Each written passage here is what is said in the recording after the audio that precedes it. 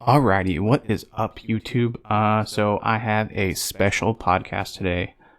It is with me and my friend Wilfredo, who do photography together. I'm still trying to find how I want to do my podcast. Do I want to do it, online, in person through two mics and just like some quick recording, or do I want to have it more interview sessions? So I'm going to be testing out some things back and forth throughout the episodes that I plan to come out with next. But let me know what you like. Do you like the more interview intimate sessions, kind of like this one? Do you want something a little bit more, I don't know, I guess you could say reminiscent of like Joe Rogan or most of other podcasts where you're just sitting across from each other, got a mic in front of you, got some headphones on, and you guys are just chatting. I hope you guys enjoy this. Sorry about the lighting. We didn't have the best setup to set up all of our lights. We just kind of did this on the cusp in Will's living room. So, but other than that, I had a good time with Will. Will had a great time, and we're hoping to do more videos together for the channel. So I hope you guys are having a wonderful week, night, day, weekend, whatever you guys are doing, wherever you're at, whatever time you're at. I hope you guys are doing great. Leave your comments below, and let me know what you think about the podcast. All right? Thank you. Enjoy.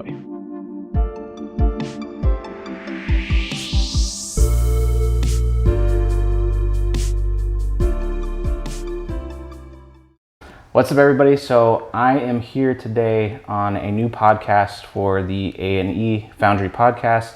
It's been a while since I have done one, and I'm here with my friend, really good friend, Wilfredo. He is an amazing photographer. Me and Will have been friends for over a year now.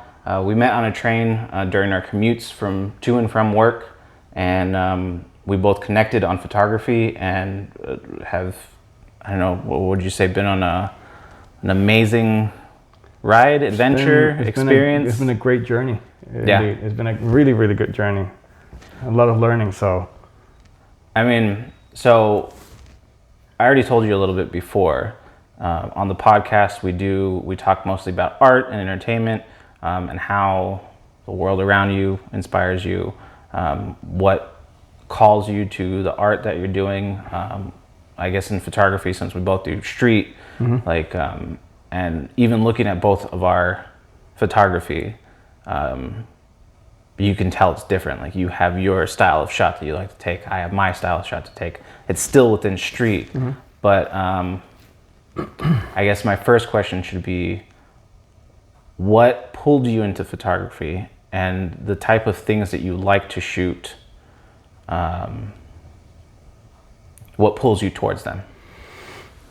Well, we all have the same instrument, the same camera, the tool that we use to express our skill set, to express our art. So we all have a common ground, whether we are Canon shooters, Fuji shooters, Nikon shooters, Leica. The instrument is quote unquote the same. The beauty of photography is that under one currency, I see photography as one currency, where it doesn't matter if we don't even speak the same language. It doesn't matter if I know how to read the language you speak, or it doesn't matter. Those things are not obstacles in what we want to communicate, in what we want to transmit. Yeah. So under that currency is super interesting to see how the same still, the same photograph, the same image speaks differently to everyone. And you and I have been in a couple of photo walks where we are both in the same street. We might even be in the same corner. We might giving each other's backs or something, and we're capturing completely different scenes and completely different scenarios of what's out there. So I find it super interesting that within the same instrument, we break the barriers of how we communicate with other people.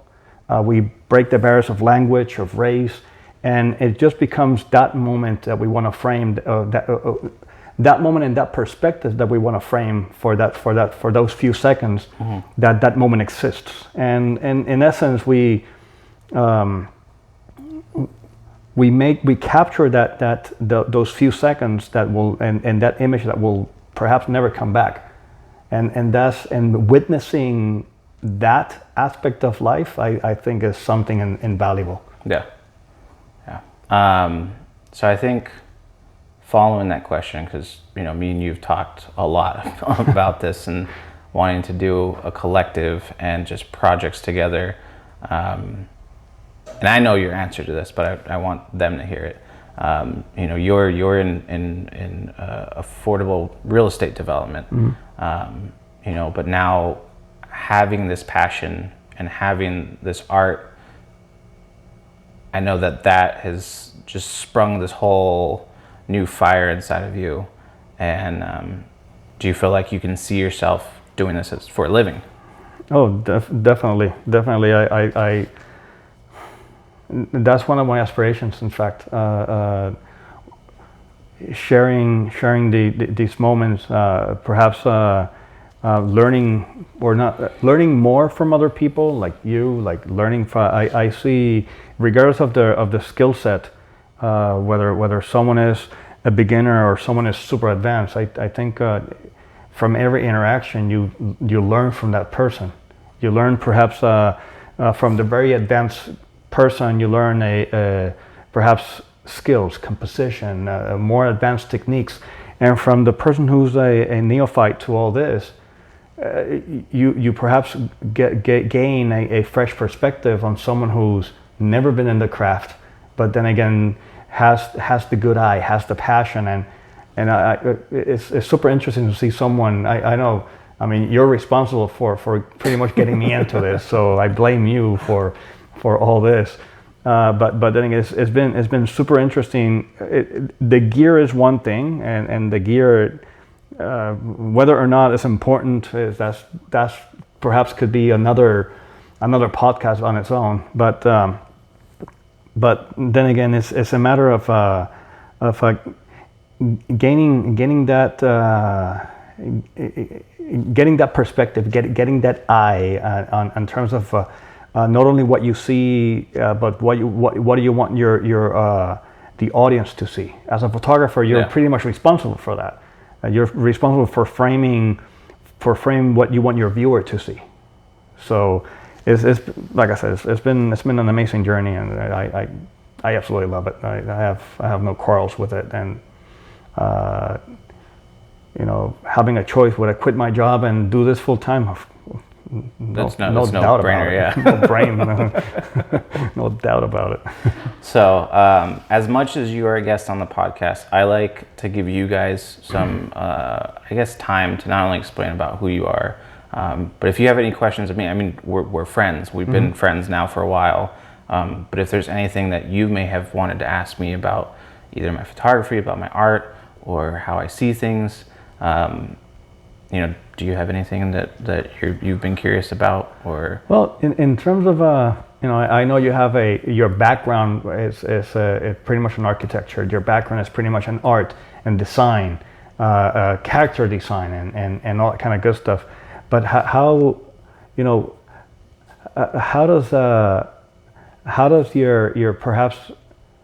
is your photography influenced by the skill set that perhaps you've acquired through my practice, through your practice, or through your other sets of skills?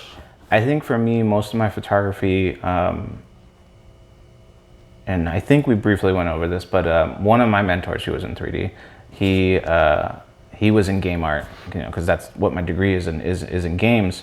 But after he left the industry, after some health issues, photography just took a whole nother step for him in his art. And we went out shooting one time, and I go, I don't feel like I'm that good. Like, I don't feel, and of course, as an artist, you kind of never think your art's any good. I mean, you're feeling it now. Like, all the time when I talk to you, I'm like, your work's amazing, and you're like, it doesn't compare to you. And I'm like, what are you talking about? Like, you have these shots that are like, I haven't seen it, or I can't even visualize it right now. And like the other day when we went out for a walk, and when we were talking about it at dinner earlier, it was like I was sitting there and I walked off, and I'm thinking, like, what is Will seeing? Like, what is he?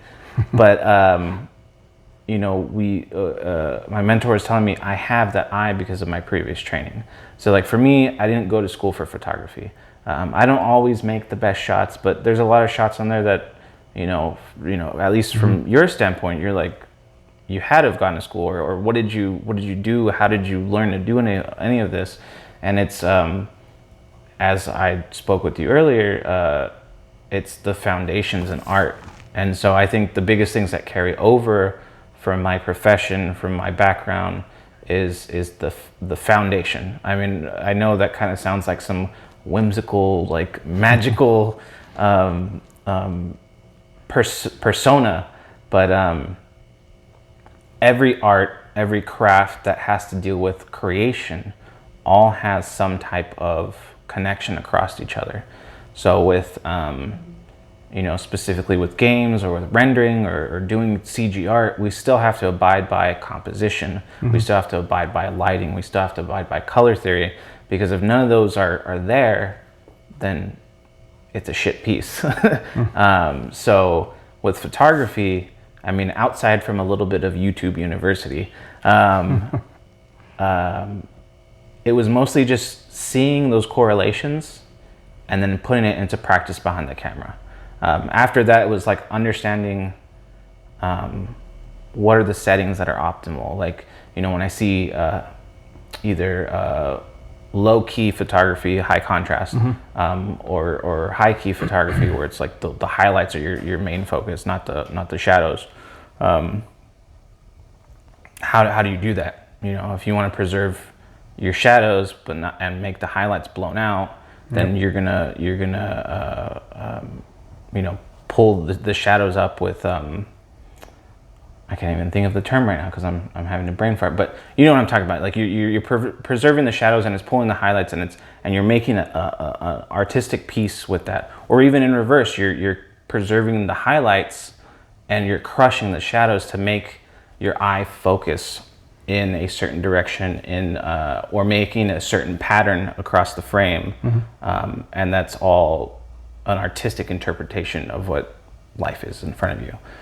So it's just utilizing the camera as an art tool and not really just to document what's in front of me.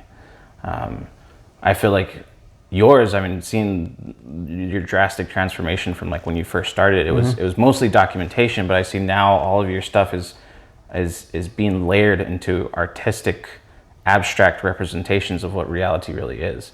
And I think that's what I love most about photography, is just seeing everybody's look and feel and how they see the world differently, using a camera. And it evolves. Yeah. It evolves I think, with both whether it's age, practice, skill set. I think it's similar to perhaps reading your favorite Shakespeare drama. If you read it when you're 10, it speaks differently to you than when you read it when you're 20. Yeah. It speaks different to you when you read it when you're 50. So photography is the same way. It evolves and it matures with you as well. So I think that's and that's something that I tend to be a little ADHD when it comes down to that stuff. I think I get bored easily. Yeah. And that's the hard part with photography. You're always looking to improve. Yeah. You're always looking to get better. You're always looking to, okay, fine. So what can I do next? How can I make a better image? How can I make an image that could perhaps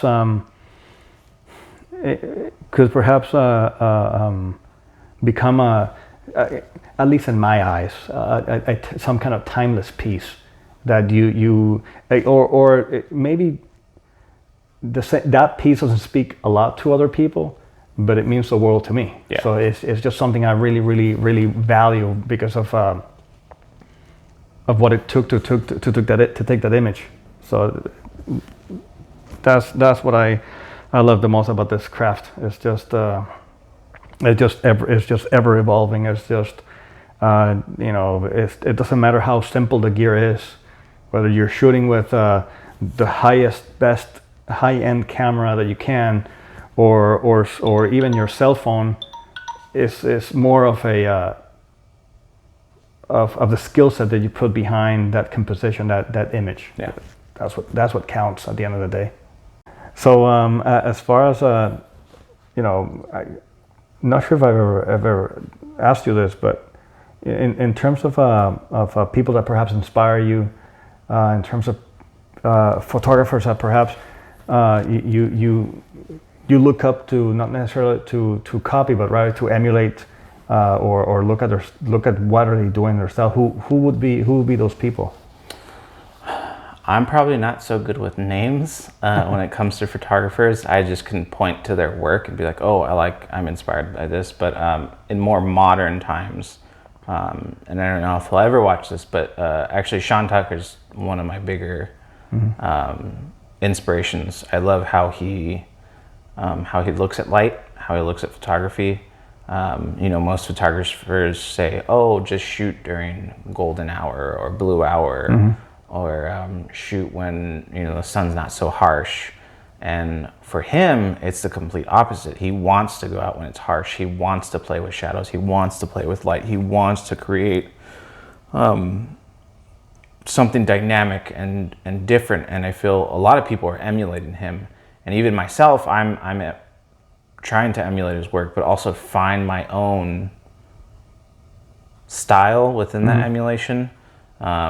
Because I do like that. I do like the high contrast photography. I do like shadow play where you can frame a subject's face with, like, even if it's just across the eyes or them walking right in between the shadow at the perfect time. So I mean, when we were out on Saturday, we were calling that stuff all out all the time.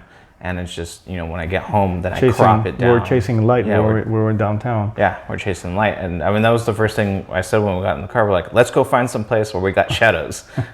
Since, close by, it wasn't, in like Santa Monica Pier, there's not too many places to really play with shadows. Like, you can get some good shots, but it's nothing like crawling between the buildings in LA to see where the light's coming from. And, I really would love to go shoot in London, like seeing the cool architecture that they have over there and the way that like just light passes through glass into like the metalworking that they have out there.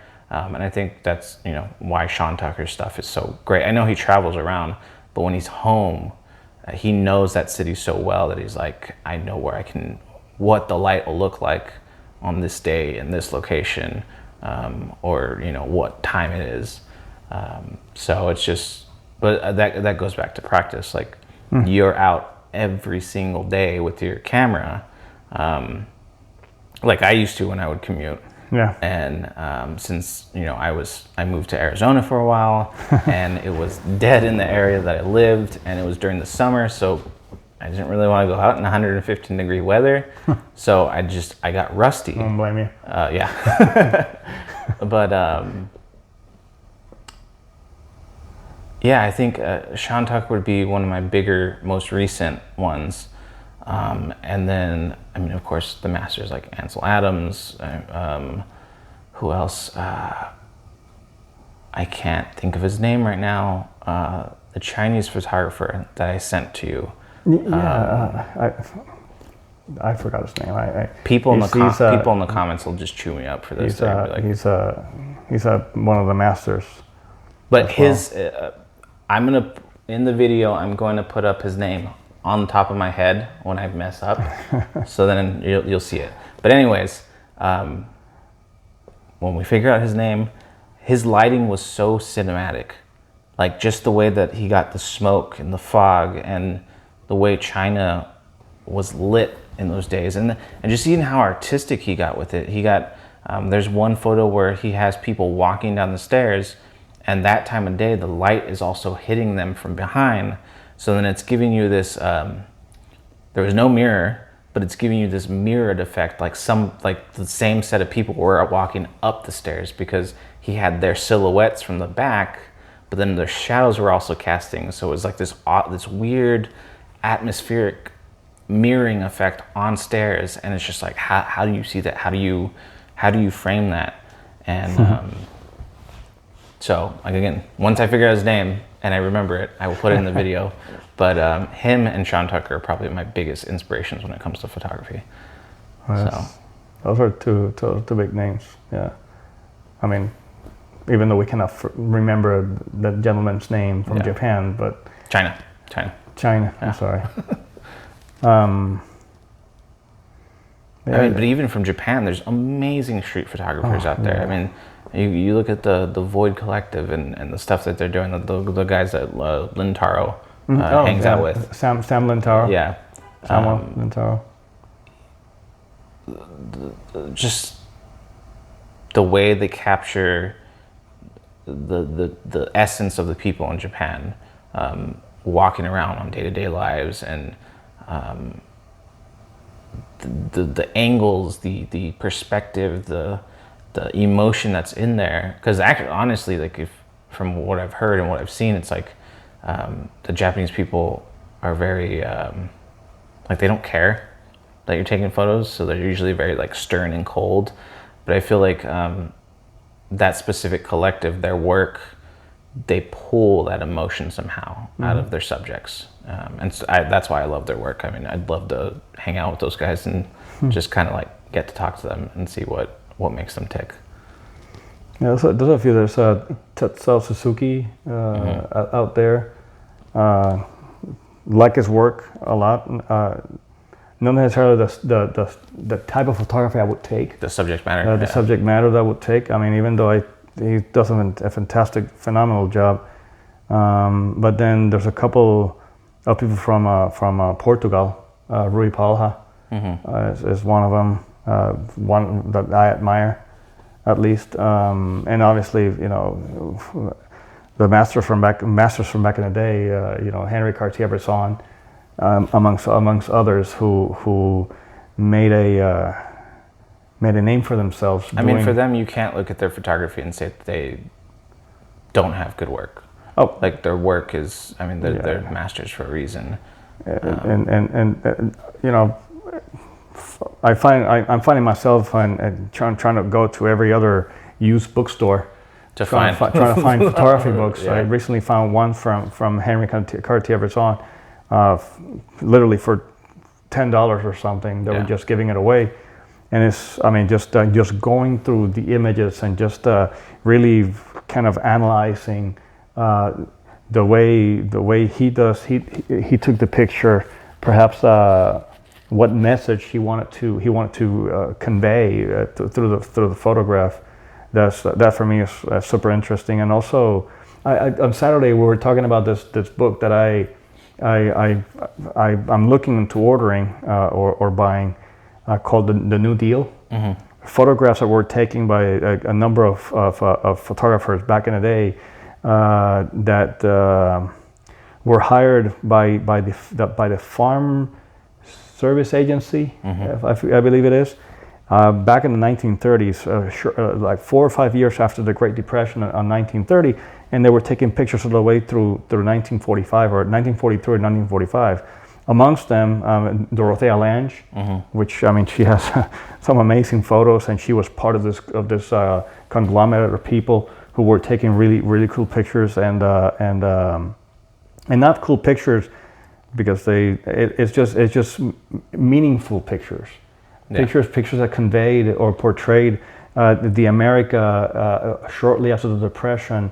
The struggle of people just trying to get back on their feet, and that moment in time. The other gentleman is called I think Jake Delano, which they did some amazing work out there amongst many other ones that did some amazing work. And I'm just, I mean, devouring those images, looking at those images, trying to find, you know, the angle they shot, trying to imagine myself, okay, fine, were they standing, were they sitting, were they up on a stool, were they laying down chest first on the ground? It's just super interesting trying to find that perspective and figuring out how the art on how they in the dark room, how they did all this in terms of dodging and burning the pictures to eventually come up with that product. come up with that image that eventually became a timeless image. I just can't say enough about those folks who pretty much lay the foundation for, people like us who are now trying to follow their footsteps. Yeah. For me, that's also super interesting. So I tend to take a more of an analytical approach, as you know, on many things. so I mean, that's the way I look at life. I think I do have a lot of difficulty, and I'll admit I do have a lot of difficulty when it comes down to shooting in color. Yeah. Most of the stuff, or all of the stuff you see me shooting, is black and white. Yeah. I am not colorblind, but you're more focused on the subject than the actual, like. I just find like I said before, I'm a little on the HDHD side. Yeah. And color distracts me. Yeah. And I don't. We'll just say you're a real photographer, because old school photographers, they all say it's only black and white. No, but I know you want to experiment with color. I want to experiment with color because I want to learn how to see in color, if that makes any sense. I feel like I don't know how to see in color. Yeah. Like I said, it just distracts me. I feel like I'm all over the place when I'm looking perhaps it doesn't happen when I look at a picture from street photography from Josh Jacobs, mm-hmm. or street photography from this gentleman from India, Vinet Vorha, mm-hmm. I think his name is, or when you look at something from Steve McCurry. Jesus Christ! I mean, these guys do amazing things with color, and I admire that ability. I would love to kind of learn how to see in color, but for me, kind of black and white speaks a little more to me, and I think it's very, from my analytical perspective, is very black and white. Yeah. It's very to the point. It's very, okay, fine, this is what you want to show. It's not about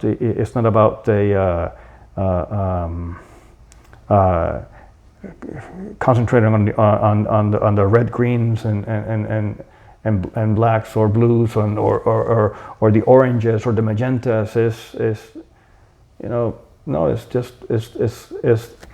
It's black, white, and every other shade of gray in between. Yeah. which for me, at least from my very simple point of view, it makes a little more sense. So I'll stick with that one because it's just, for me, I just have a hard time. With color. It does.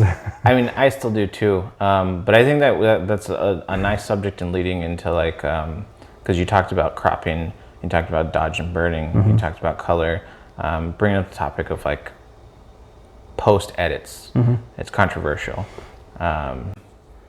Talking about post editing or editing after you've taken the photo, I cannot think of my vocabulary today, but in post, you always get the argument from a lot of photographers, oh, you're not a real photographer because you color edit afterwards, or you're not a real photographer because you crop. I mean, you still get the fact of, mm-hmm. you're not a real photographer because you don't shoot film nowadays. And I think the masters were limited with what they had. Mm-hmm. They were still creative with how to get what they wanted. I mean, Ansel Adams edited tons of his photos. Yeah, he dodged them, burned. He cropped them, and people don't realize that. And they say, oh, he's the master, and he edited his photos. Yeah, they were black and white, so he didn't get to do all the color stuff that we do now with digital, mm-hmm. but he still edited them. And even film, like, personally, I don't want to do film because it's expensive. I don't have the money for it. I know you've gotten into film, mm-hmm. and you've done amazing with it, and you've learned a lot of technical aspects of photography that I don't even understand, but you've taken the depth into it. And mm-hmm. but that's somebody for you who is very analytical and very technical. That's something that you thrive and feed off of. Mm-hmm. But at the same time, I look at film as not a bad thing, nor something that should ever be forgotten, but it's, as human beings, we progress. So yes, there's the bad notion of now with digital you can spray and pray. But even like the other day when we went out to go walk, I told you I want to shoot with intention. I'm purposely focusing on not just wasting my memory card, because I don't want a bunch of crap photos on there. Even though, you know, during the 8-mile walk that we did the other day, I actually checked on my watch. I was like, holy crap, we did 8 miles. There was tons of photos in there that weren't good. And I got maybe 4 that I liked. And, you know, outside of post, people need to realize photography, you're not going to make a banging photo every single time you go out. You're going to come home with hundreds of shit work, and then you maybe have one. And you may even get anything. I agree. But even that one photo, to get it to where it's like top notch, that you're going to love it, you may have to edit it. You know, I mean, the biggest thing I try to do is cropping. I try not to touch too much on the photo. If I have to bring up the highlights, I bring up the highlights. If I crush the shadows, whatever I'm doing, but I try to do most of it in camera. But I'm not afraid of editing either, because at the end of the day, it's just another tool to make the art which is the end result. Well, as photographers, you are responsible for showing ultimately the viewer your perspective from the point of view of art. So, you know, I'm not the spray and pray kind of type of guy. Most of my shots, I want to say, are 1, maybe 2 shots that I take, and a good portion of my shots are, you know, not good. It's just that's the fact of photography. Thank God for digital cameras, I can say, because I mean it does help. I love film. I've shoot with both 35mm and medium format, and as much as I love film, you know, one thing I've learned from film is, since film is less forgiving, then you have to be a lot more intentional when you shoot film. So that I've extrapolated that experience from film into digital, so that way I prevent the chuck, you know, and hope that one of them actually works. You're more melodic when you're out shooting. It has taught me a lot about really looking at something, really like trying to find, you know, the right light, the right perspective. What do I want to show my viewer? I mean, ultimately, you know, do I crop? I mean, 9 out of 10 times there are items that are inevitably distracting to myself, and I think that those items could be distracting to the viewer as well. And whether it is the last picture that I posted, the one with the handrail and gentleman on top, and the lady walking down the staircase at the pier. There was an element there of a flagpole on the right. If you're looking at a picture of you know, if you're facing the picture where the lady was facing, you know, right by the lady. And you know, yes, did I remove that? Yes, because I believe that was a distracting element. My protagonists were both the gentleman at the very top of the staircase and the lady who was coming down from the staircase. So I mean, and the handrail that was dividing both. But then again, is those distracting elements that you wouldn't remove from the viewer, because you know, it's your point of view, it's your perspective, and if we have the ability to do so, I think, and we can take advantage of technology to do so, then we do that. But going to the part of the post, I try to spend as least time as possible. As analytical as I am, when it comes down to that part of the post, I'm more of a kind of a hunch, kind of gut kind of guy. Like you don't trust any like preset layouts. You're just kind of like whatever looks good. I mean, presets, you know, there's something in Lightroom that you can actually, there's you can choose like black and white, not necessarily presets, but you can shoot Adobe something, and then you have like 10 different ways of black and white to choose from. And normally I go for that one that's a lot less contrasty, if you will.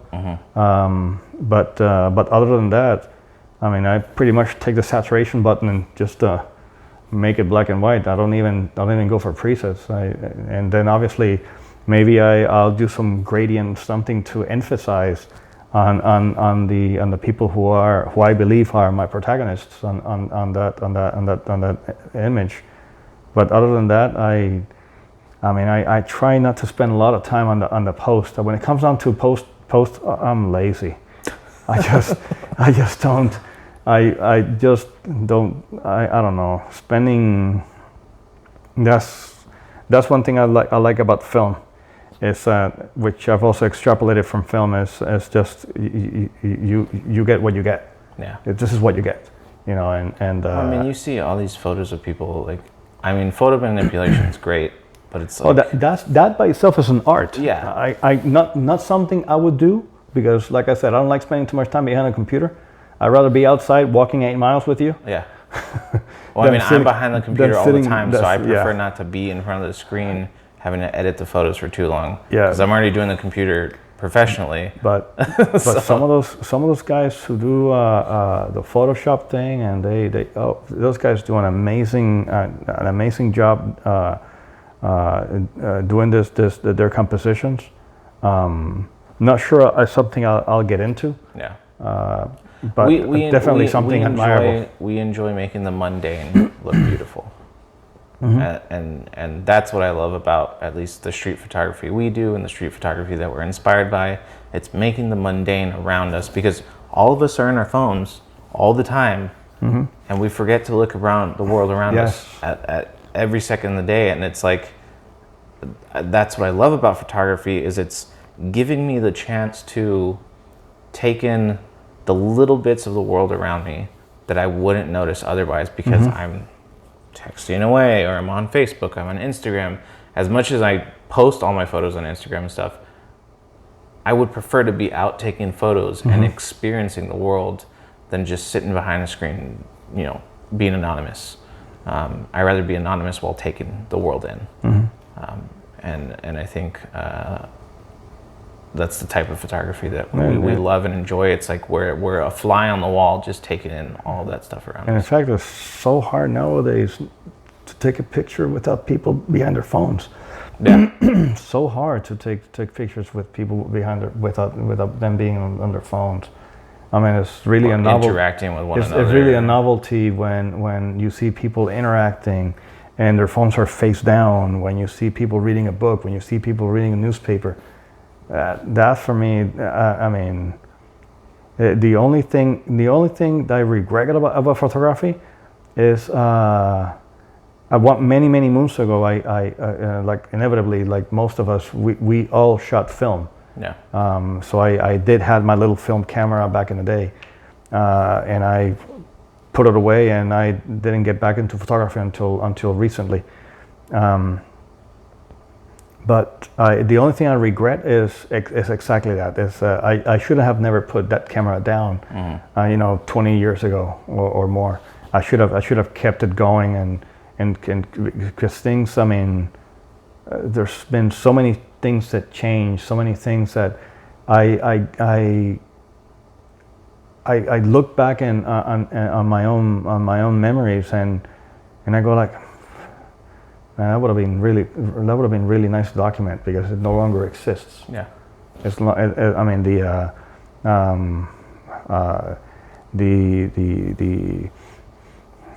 the street where I was born, it's not the same. It doesn't look the same now that it did 20 years ago. The plaza of the town I was raised it doesn't look the same anymore. I got to see that transformation. But it never dawned on me, going like, someone should be taking a picture of this. Someone should be documenting that this is how the before and after, if you will. But one thing I can tell you is that ain't gonna happen again.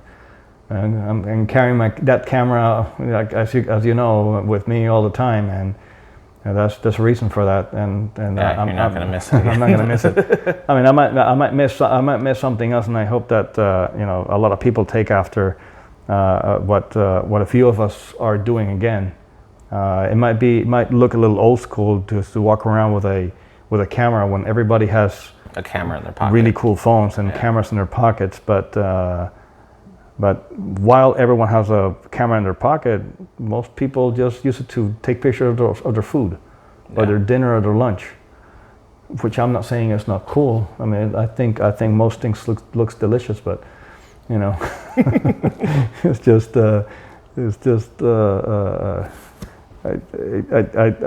I like being a little more intentional than just I don't know, just taking pictures of my daily meals. Yeah. But yeah. I mean, so we are running out of time here. So it's getting late. Me and Will need to get some sleep. So we are gonna, I guess, wrap up with some closing statements and kind of not introductions, but where people can reach you. Is there anything you want to leave us off with? Do you want to share your social media? Is there anything that you're looking forward to doing? I know we talked about some stuff, but I don't know if you want to bring that up yet. But things that you want to try to do that want to help further your photography career. Well, as far as where to find me, I can be found on right now on Instagram. The handle is at Corso787, which is CORSO and 787. That's the handle I use at this point in time. As far as last thoughts in regards to photography, well, it is about the gear, but it's not about the gear. At the same time, it is more about the intention. When you go out there and you do something intentional, you find a subject matter, and perhaps you create something from that subject matter. That's the little I've learned that has influenced me a lot on what I want to do. Perhaps even creating a series, perhaps. I have a number of series on my head that I want to work on, just to create themes within a subject matter within photography that matters that speak to me, and those might be different for everyone. One of them could be parenthood, the other one could be the environment. It could be one of the gentlemen that I follow. His name is Gail. His last name escapes me, but he does a phenomenal job, I think, in the area of Sacramento, taking photographs of homeless people, and it's really beautiful how he does it, because he does it with such a level of respect that it just really humanizes these guys that we at times don't even look at when we're walking from point A to point B in our way to work.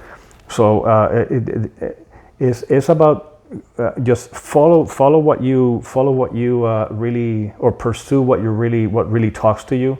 If you're into photography, videography, or whatever it is, and make something meaningful out of it. Yeah. That I think something that really speaks to you. It doesn't matter much what other people say. What matters most is what you think about what you're doing, and what really what impact can you have in your life and the life of others. That's what I think. That's sort of my closing remarks when it comes down to this. Well, I appreciate the time. I always appreciate hanging out with you. I know we're trying to shoot for another photo walk this Saturday. Yeah, definitely. But yeah, man. I mean, it's been crazy seeing your photography, just where you went, introducing you to the Pentax Q, and then like we were saying, your fifth child later, being your Leica, just how fast you've progressed and how deep you've gotten into this. And you know, hearing you talk about how I rubbed off on you or introduced you to this, it's really humbling, because all I was doing is just sharing art, because that's what I love to do, that's what I love to talk about. And that's something that, you know, with this channel and with this brand, I want us to come together to just make cool stuff, to make beautiful artwork, to make amazing artwork that crosses all lines, race, religion, even between artists. You know, you're now specializing in photography. My specialization is in character art for games and animation, but photography is that binding aspect between us. So this is the thing that's reaching across, I guess you could say, across the aisle, and connecting us is just, it's art. And you know, there just needs to be more of it. So yeah, definitely. Again, I appreciate your friendship. I appreciate all the time that we get to spend together, and you know, thank you again for letting me do this with you. Thank you so much. And certainly, you know, this gentleman here is responsible for, you know, pretty much for changing my perspective, and thank you so much for that. Really appreciate, man. really appreciate that. Thank you. All right, guys. So yeah, that's it for this podcast. I hope you guys enjoyed it. If you have any comments, questions, if you have anything for Will, I will direct the questions to him. You know, me and Will text all the time, so I'd be happy to get you an answer from him. We need to get you a YouTube channel going. and if you're local and you want to join us for a photo walk, by all means, just hit us up, and we'd be happy. I'd be happy to just know more people and share what I know and learn from what you know. And you know, it's on our way to grow this community, and you know, just keep going. Yeah. So if you guys are in Orange County or LA, in California, please leave a comment. We'll even go to San Diego. I don't care. Yeah, we'll even come down to you guys in San Diego. But leave a comment below, or go ahead and email me on my website to get whatever information you need to meet up with us. But yeah, we're trying to grow this community. We're trying to grow this channel and do some great things with it. Again, I tell everybody in my videos, I make this channel not just for me or to make money off of it, but it's because I believe that art is something that should be shared, something that brings happiness and emotion and good things into life, even if it's dark art or it's expressing oneself. And that's something that we need, especially in these chaotic times that we live in. I mean, it is true. You know, we live in some pretty crazy times right now, but it's the one thing that keeps us all together, or can keep us all together. So thank you again for watching. I hope you guys have a wonderful night, morning, weekend, day, wherever you're at. Thank you again for your support. And keep shooting. Peace.